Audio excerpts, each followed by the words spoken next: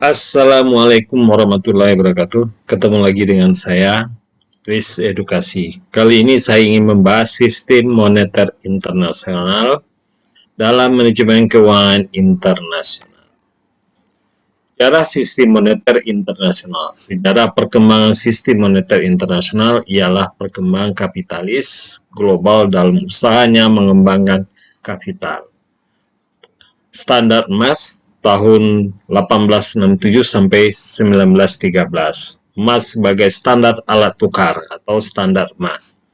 Stabilitas nilai uang dan kurs mata uang tidak banyak berfluktuasi dalam jangka panjang karena nilai emas tetap barang lainnya tidak banyak berubah dalam jangka panjang. Berarti pada saat standar emas zaman itu adalah sifatnya pembayaran dengan emas. Nilai uangnya dengan kurs mata uang tidak banyak berfluktuasi. Berarti uang itu akan tetap karena nilai emas tidak terlalu terjadi perubahan dalam jangka panjang.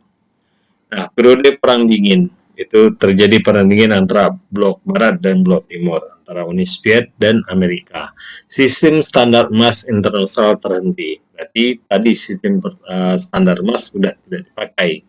Banyak negara mempraktikkan sistem pengawasan devisa. Kurs valuta asing tidak lagi ditentukan oleh mekanisme pasar, tetapi oleh pemerintah itu sendiri. Jadi nilai kurs ditentukan oleh pemerintah. Setelah Perang Dunia Pertama, kondisi ekonomi negara-negara kolonialis atau kapitalis makin hancur.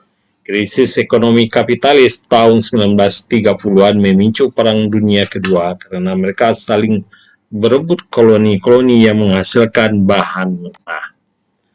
Sistem Bretton Woods tahun 1945 1972. Negara-negara bekas kolonialis atau kolonial atau negara-negara kapitalis membentuk lembaga keuangan internasional, International Monetary Fund atau sering disebut IMF atau Bank Dunia dan Bank Dunia. Tujuan adalah menyelamatkan ekonomi ex negara-negara kolonialis kapitalis yang hancur akibat Perang Dunia Kedua, menetapkan dolar sebagai standar sistem moneter internasional. Berlaku kurs tetap. Semua negara harus mematok nilai tukar dengan dolar. Semua negara mematok nilai mata uang negaranya dengan dolar. Nah, sistem kurs mengambang, floating exchange rate, 1973. Ini pada zaman sistem kurs mengambang. Dari tahun 1973 sampai sekarang, sejak munculnya krisis moneter internasional yang disebabkan oleh adanya krisis kepercayaan terhadap dolar Amerika. Terlalu banyak dolar beredar di luar Amerika, terutama di Eropa, sehingga jaminan emas yang berada pada Bank Sentral Amerika tidak lagi mencukupi. Berarti sistem kurs tetap tidak berlaku lagi dan sebaliknya mulai berlaku sistem kurs mengambang atau berubah-ubah. Dulu negara kita juga mengalami yang sama dengan menggunakan sistem kurs tetap. Setelah zaman reformasi berlakulah sistem kurs pasar ya yang mengambang. Nah, macam-macam sistem penetapan kurs falas. Sistem kurs tetap fixed exchange rates. Pemerintah menjaga nilai mata uang pada tingkat yang ditetapkan membeli atau menjual valuta asing. Kebijakan pemerintah dalam menjalankan devaluasi atau revaluasi. Membiayai defisit transaksi berjalan melalui pinjaman luar negeri. Pengetatan anggaran belanja negara, pengendalian harga dan upah.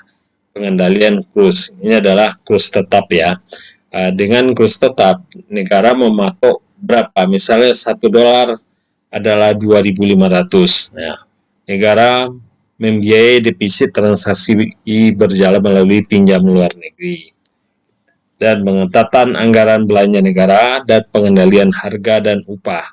Pengendalian kurs. Sistem kurs mengambang, floating exchange rate atau FER.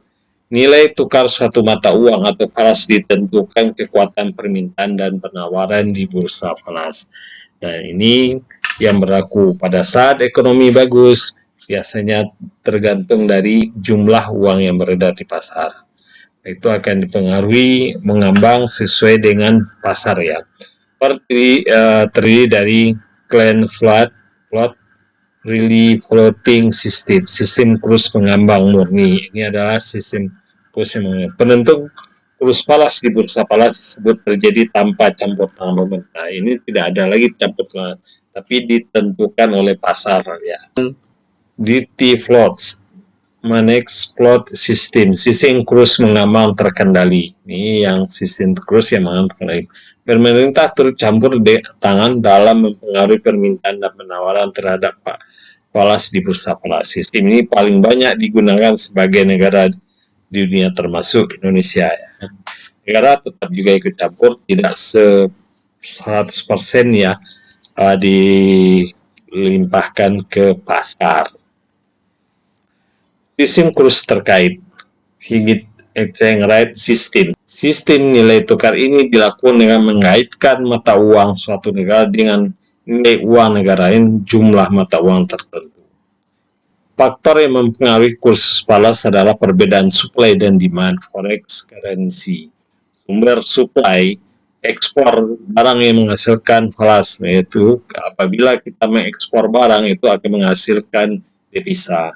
Impor modal kapital atau pinjaman dari luar negeri masuk ke dalam, atau investor yang mau menginvestasi di dalam negeri. Sumber-sumber demand permintaan, importir, barang yang menghasilkan falas. Berarti apabila kita melakukan impor, kita mengeluarkan pembayaran mengeluarkan dolarnya.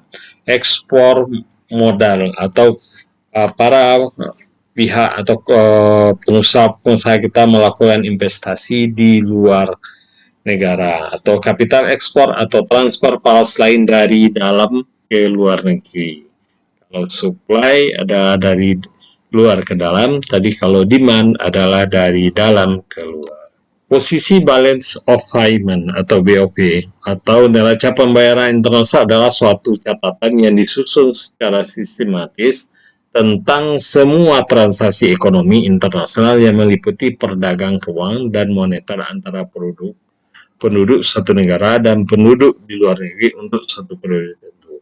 Tingkat inflasi ini adalah faktor mempengaruhi falas ya tadi, posisi balance of payment. Ketiga adalah tingkat inflasi. Yang pertama adalah perbedaan supply dan demand forex currency. Yang kedua, posisi balance of payment.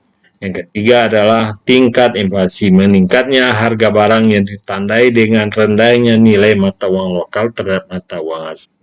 Rendahnya nilai rupiah terhadap dolar.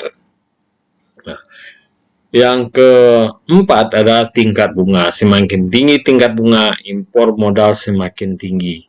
Kurs dalam negeri turun ya. Biasanya kalau impor modal semakin tinggi, kurs dalam negeri turun.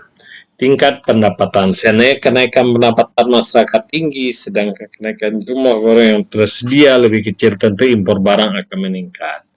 Ini mempengaruhi juga apabila pendapatan tinggi, barang yang diimpor sangat banyak, itu akan mengakibatkan impor barang akan meningkat ya.